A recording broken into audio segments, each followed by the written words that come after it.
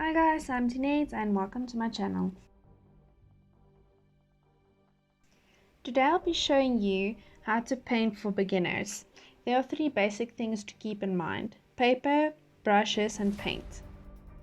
I like Fabriano paper, however it's quite expensive and the sizes are very big.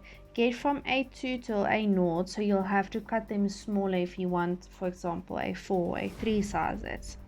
The second best option available in South Africa is the Premi Art paper.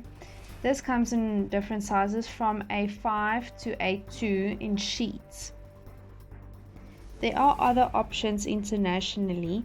I will put them in the link below.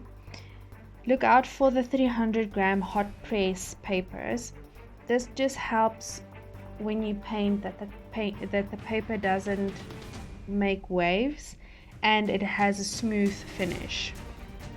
Now you get different types of water paint and different brands. I prefer the Winsor Newton brand because of the color being more vibrant.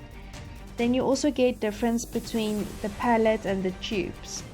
Now both have their pros and cons. I feel like it's a very personal decision which one you'd like. I paint with both due to the palette being able to mix smaller amounts and you don't waste a lot, where the tubes you can mix bigger amounts but you can't put it back into the tube, so you do have a lot of wastage. Now there are a lot of other brands when it comes to watercolor.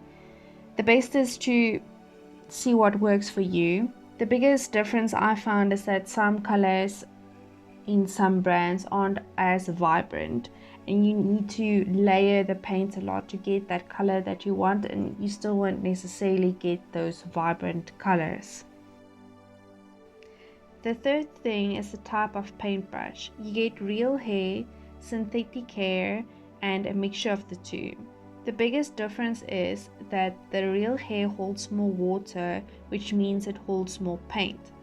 It usually is the more preferred one, but also it's the most expensive one. The first thing to do when you decided on your image that you want to paint is to draw it with a pencil or with a watercolor pencil.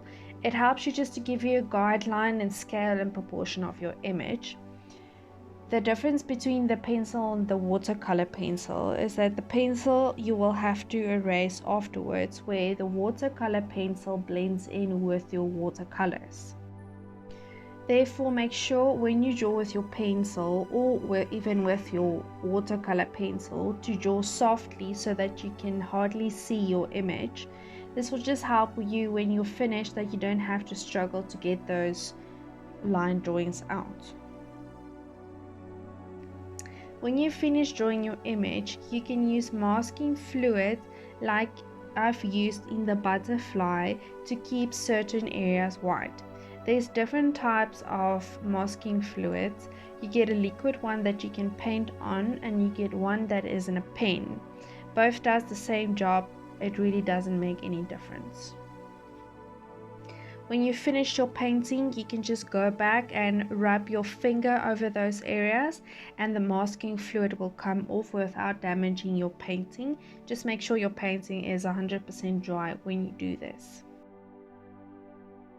While the masking fluid is busy drying, start mixing your paints. It's a good idea to have a scrap piece of paper next to your palette to test out the colors, preferably the same type of paper, as the properties of paper are different, and if you test the paint, we want to make sure that the testing of the color and the actual color on your final artwork comes out exactly the same.